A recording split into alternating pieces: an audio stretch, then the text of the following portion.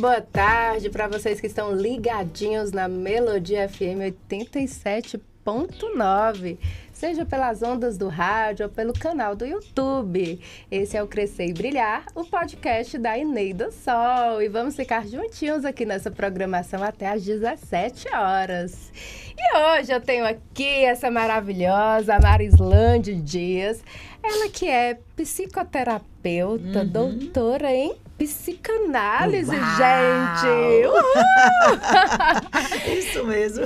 Marislande, se apresente melhor aí, né? Que a gente só fala aquilo que a gente sabe. Exatamente. E quando as pessoas falam, se apresente melhor, eu venho quebrando um costume que quando fala se apresente, a gente fala o nome e fala a nossa profissão.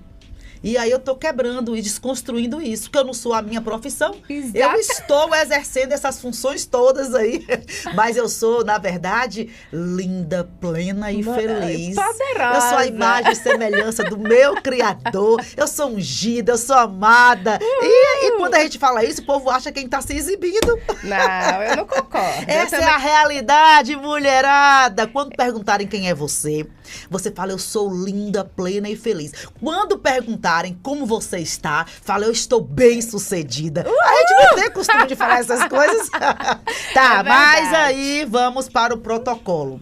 Eu me chamo Marislande Dias e trabalho, né, também como psicanalista. Estou sargento no Corpo de Bombeiros.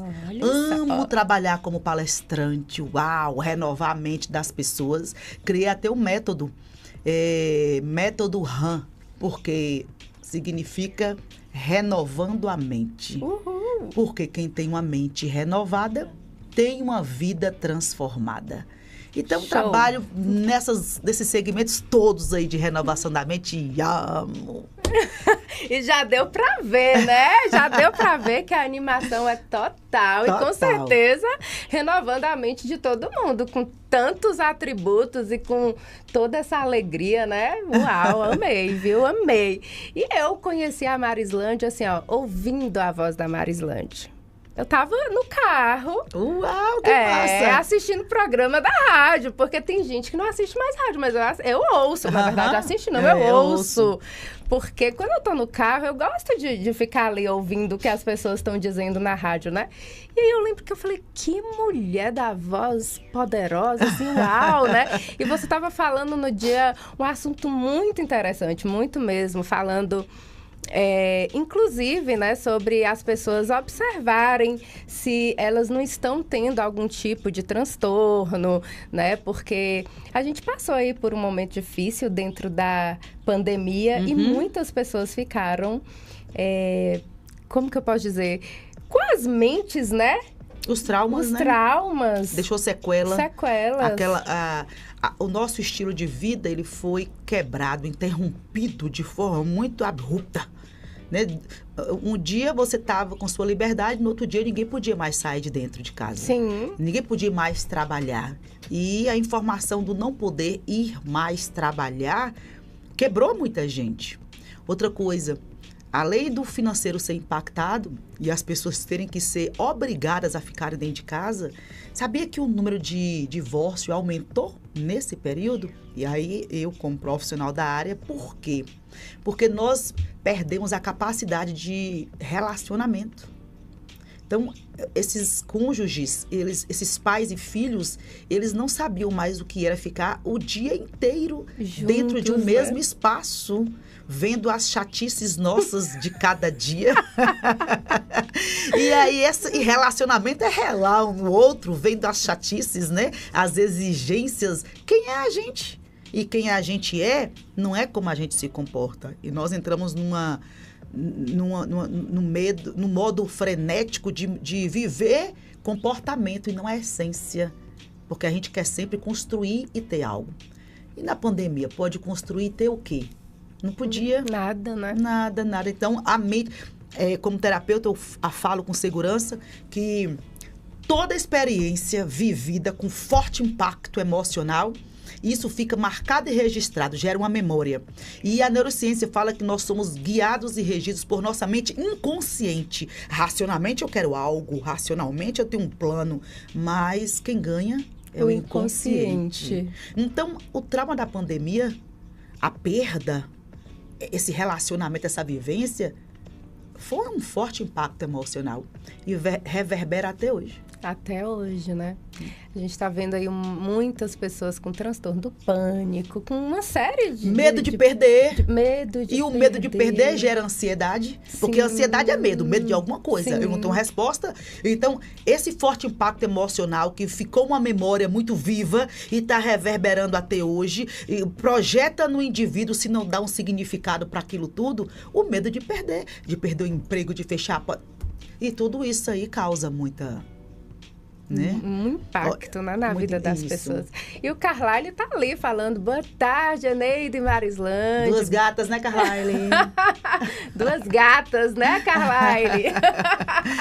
Marislândia, mas assim, a gente falando aqui, hoje é o Crescer e Brilhar com Propósito, né? Eu gosto de trazer isso para as nossas vidas, de trazer essa consciência de que nós estamos aqui por um propósito, né? Todos nós. E cada um sabe, dentro desse propósito, desse chamado, né? Porque nós temos um chamado. Uhum. E a gente reconhece qual é o chamado para as nossas vidas. E o meu chamado e o seu chamado é poder usar essa boca, né? Uhum. Para falar coisas boas, importantes para as pessoas. Você como sendo uma terapeuta e também uma palestrante, né? Você está sempre nessa posição de falar, de auxiliar as pessoas através da sua fala. Perfeito. Né? E hoje eu queria falar de 3 mulheres, assim, que eu acho excepcionais na Bíblia. E como a gente está chegando nesse tempo, né, político, eu entendo que elas foram mulheres políticas, apesar da gente achar que as mulheres não participavam politicamente da sociedade, mas elas foram políticas pelos seus posicionamentos, né? E eu tô falando aqui da Esther, da Débora e também da mulher de Provérbios 31, que a gente não sabe o nome dela, né? Só Nós sabe sabemos que é mulher de Provérbios 31. Mas eu gosto muito da história dessas 3 mulheres. Eu sei que existem outras mulheres maravilhosas aí na Bíblia, né? Que a gente poderia falar. Mas quando a gente fala de Esther, ela teve um posicionamento para salvar toda uma nação, né? Perfeito. O nome do seu programa é um nome bem sugestivo. Crescer e Brilhar. O brilhar, quando você falava, fiquei assim, refletindo. O brilhar eu entendo que é os meus frutos, os meus resultados. Exatamente. E aí que fica em evidência e todo mundo olha. Isso. E eu cresço e tenho resultados e tenho frutos, porém tem que ter um propósito. Exatamente. Ninguém cresce e floresce sem propósito. Esther, a rainha Esther, a rainha da Pérsia, que cresceu com um propósito. Ela queria ser mãe, mulher, esposa, filha. E ela foi ceifada de ser filha, porque a história conta que quando criança, ela perdeu os pais. E depois ela, então, sem pais, agora com esse espírito, porque a criança, quando perde os pais, ela não entende que perdeu os pais, não. Na mente dela, ela entende que a experiência da rejeição é que fica marcada a memória. Tanto é, por que você foi... Tem a novela... Porque você me deixou, né? Essa fala. E por quê? Porque na mente, né, de muitas pessoas, quem foi ainda cometeu um erro, porque quem ficou não queria ficar sem. Ok. Tá, a Esther, ela cresceu, então agora ela ressignificou e cresceu, agora vou casar. Mas a história conta que o marido dela, o noivo dela, o prometido, também morreu na guerra. Depois ela deu um significado de novo e ela continuou crescendo, né? Que horas que eu vou brilhar? Que horas que vem meu resultado? Então eu nasci para sofrer, qual é o meu propósito mesmo? E aí, para acabar de completar, ela foi sequestrada. Porque ali foi um sequestro. O rei resolveu uma nova esposa, com um propósito da parte de Deus, mas quem é que sabia? Sim, ninguém sabia. Ninguém sabia, né? Os planos do Senhor a gente nunca sabe, por isso que Deus fala em tudo dai graças, não reclama com nada, porque você pode estar participando agora aí, nesse momento difícil que você está vivendo, tu pode estar sendo alvo de um plano de Deus e não pode murmurar. E não sabe, E não né? sabe. E não sabe. Então, Estela foi sequestrada para poder participar do concurso de beleza, para ver quem é que ia ser a nova rainha. E tinha um propósito. E era um propósito, já que você falou de mulheres políticas diante do novo cenário que vamos a viver. E era um posicionamento político, porque ia salvar uma grande nação.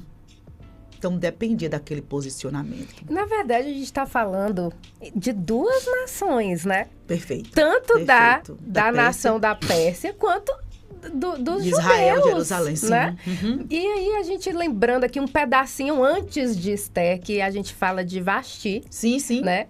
Ela estava lá no seu momento de reinado, mas ela não entendeu o propósito na vida dela, né? Ela Porque cresceu, né? Dentro do tema, ela cresceu, ela frutificou porque ela virou a rainha, mas se não entendeu o propósito... De nada adianta, né? Porque quando o rei convida Vasti para vir, né? Se posicionar diante de todo mundo ali, né? Da nação persa. De todos aqueles políticos que estavam aquelas ali. pessoas poderosas, né? Inclusive, o rei queria mostrar a rainha dele.